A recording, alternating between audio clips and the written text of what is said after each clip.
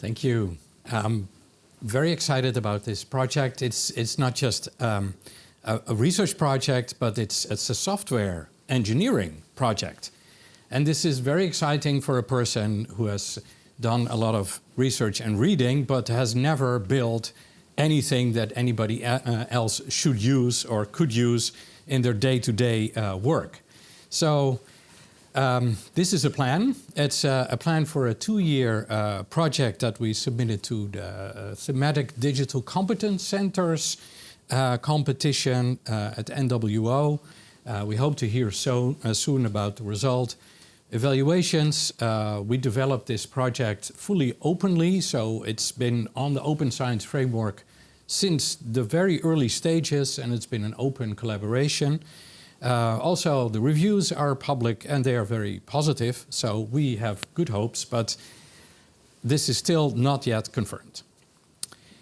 We start with the facts from the Netherlands Survey of Research Integrity. 6% of researchers in our field of social sciences and humanities admit that in the past 3 years they have either fabricated or falsified data. 6%. And if you add up all the examples of questionable research practices that these authors in the survey could check as something they had engaged with in the past 3 years, half of the researchers admitted to at least one of them. And we are not seeing much of that in our daily life. So hence the iceberg metaphor. It's not my own, but it's a well-known metaphor in fraud research. Most of the fraud we don't see. At the same time, on responsible research practices, there are ways of doing open science, and what we could do is share our code or share our research data, share our materials. There are guidelines for this, but currently these guidelines are not exactly what we do. So the compliance with these guidelines is very far behind ideal levels. What if, instead of looking back at the research waste that is polluting our research environment, we could look ahead and prevent some of that research waste, of the mispractices, of the fraud, of the intransparency. And the idea of this project is to develop tools with the assistance of AI in a responsible manner to help screen research reports and suggest improvements before publication, so in the preprint stage. Disaster management is about making sure that you clean up stuff after the disaster happened. That's post-publication, looking back, seeing the full depth of the iceberg. I want to sail the oceans in a pre-publication screening of research that is about to be improved so that we can prevent research waste. And of course, you know the bullshit asymmetry. That's the reason. With this project, we have very strong commitments on open science. So we've been working on this in an open call. I just started from people I knew, but then published it openly, and everybody was welcome to join. And the commitment is also to use fully open data and software. This is not easy because most of the things that, for instance, you could think of using, like LLMs, language models, many of those that function really well are not exactly open, despite the name of the company. So if you commit to this, that's not an easy thing, but we are really trying to do that. And we're also committed to making everything that we create openly available. And in that way, we contribute to a linked open data infrastructure. I think that's really important for the future of open science. Another thing that we think is really important is not to develop things from the top to the research field, but start with the community needs. So open science is very much dominated by people in psychology, people in what they call quantitative research, who count numbers and do statistics. But research is, not just about psychology and people doing experiments or surveys. There are many ways of doing research. And it's really important to align whatever we build in a software engineering project to whatever researchers need. So we should start with the needs of research communities and then decide what aspects of research to create transparency indicators for.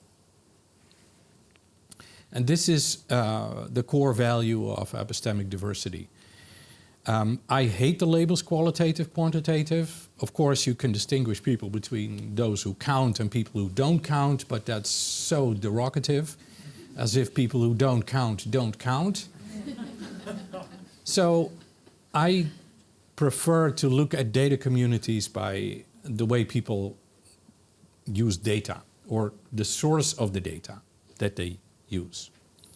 And I think we can find common ground if we put people in a room who are all working with surveys, doing interviews, doing participant observation. And despite their working in different disciplines or different domains, I think they will come to a consensus about what is important in showing to the world about your research.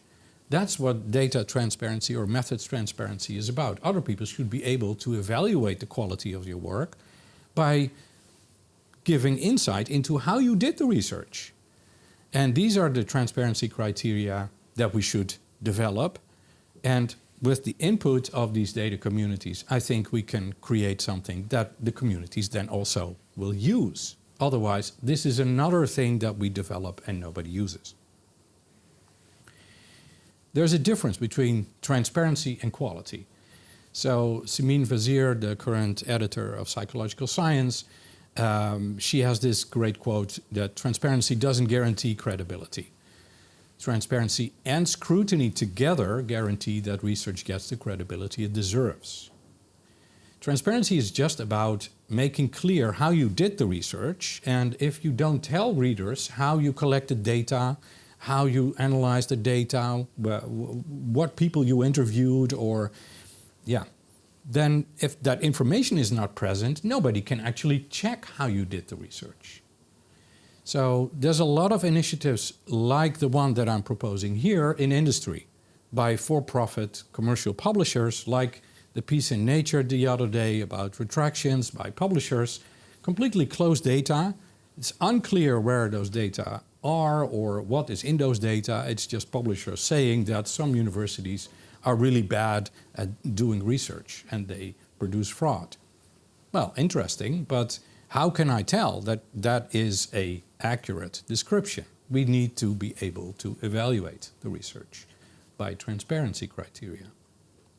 And once we get transparency, then we can determine what the quality of the research is.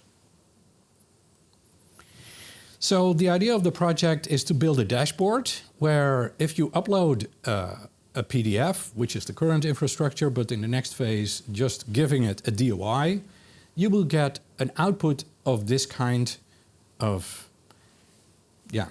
table. Like the current preprint, does it have a statement of conflicts of interest by the authors? Well, would be good if they have. Is there an author contribution statement like the one that Sander just talked about? Well, most articles don't have that. Was there an ethics review? Well, maybe this study is exempt from ethics review, so it doesn't apply. Is there a data citation in the sense that the data used are actually referred to in a bibliographic and transparent and traceable manner? Well, if they just mention, we use the European Social Survey, you could say there is a partly present data citation, but you don't know which version they used, where these data are, or what data selections were made. And what do they tell you about software citation? That's the kind of monitor that we envision, the dashboard that we envision. And then if you aggregate this up to the level of a research unit or a department, you could create something like, of all papers published by this unit in the past year, this much % did not report anything, partly reported, or had full information about these transparency criteria. It's a big consortium. By just opening it up to anybody who wanted to join, we got these people on board, and it's even growing as we speak. And we envision it in this way. So the first part of the project is a community engagement phase, where we start with conversations, deliberations in data communities, where people say what aspects of research should be made transparent in order to evaluate the criteria, the quality of that research. And this could come from individual brainstorm sessions where everybody in a room gives some ideas and then we aggregate this up, but we want to get some consensus on the core indicators. So there will also be a Delphi study to get to consensus. Then once we develop software to check for the transparency on these indicators, of course we also need to know whether users find the output and the feedback useful. So it's really important that the community that will use the software also finds the software usable. And then in the end, of course, we hope that they will use it. Well, if there's an incentive to do so, because you get your preprint screened according to criteria that journals will use in the acceptability of a publication for submission in this journal, of course, it's in the own self-interest of authors to use this. And one of the use cases, for instance, could be if you are running a program where you teach students, why not use this thing to look at the thesis projects that people are submitting in your program? We'll use supervised machine learning in the sense that we will not do this fully automatically. There needs to be some responsible and human training data that has been validated by multiple people and known to be reliable. So the current workflow in the project relies on something that Daniel Lakens and Lisa de Bruyne have developed already, and it's already available. It's called Paper Check. You can go on GitHub and use it already. And what it does is it takes the full text of a publication, a PDF, and then creates an XML file out of that with the Grobit module, which is also used by the French Open Science Monitor, which is really great. It cuts the PDF into sections and then can recognize sections and content in these sections. That's the basic, and then the checking for the presence of certain information goes to these sections where the information should be reported, like the data and method section. What do the publications tell you about the number of participants or the number of interviews or whether any interviews were taken or whether a survey was done, etc. So that's the middle phase of getting to transparency indicators, where we want those indicators to be usable and relevant. In the end, whatever we produce with this workflow will be published, because if it's preprints that are publicly available, the tool will just give an output, and this is information that will be really helpful for evaluators, like reviewers, like journal editors. Next thing is a preliminary result, which is enabled by work by both Daniel, Lisa, and research assistant Max Little. Daniel and Lisa have been able to automate the workflow so that from OpenAlex, if you provide a DOI, it will pull the PDFs. And so in this first screening and test, Max found 7,000 PDFs of research papers in my field of philanthropy research. I'll talk maybe later about this. And then one of the modules in PaperCheck is the thing that maybe you know in psychology, StatCheck, by Michelle Knight and Sasha Epskamp, which checks for the internal consistency of reported p-values with other test statistics in the paper. It's limited to APA formatted journal articles, so it doesn't work for all papers. And in this set of 7,000 PDFs, it found 776 incorrect p-values. And the funny thing was that in 118 of these cases, the conclusions were actually incorrect in the sense that they were favoring the hypotheses of the researchers, while in fact the p-values were not significant. So that's an interesting conclusion. Like I said, everything is open. Another QR code. Questions? Go ahead.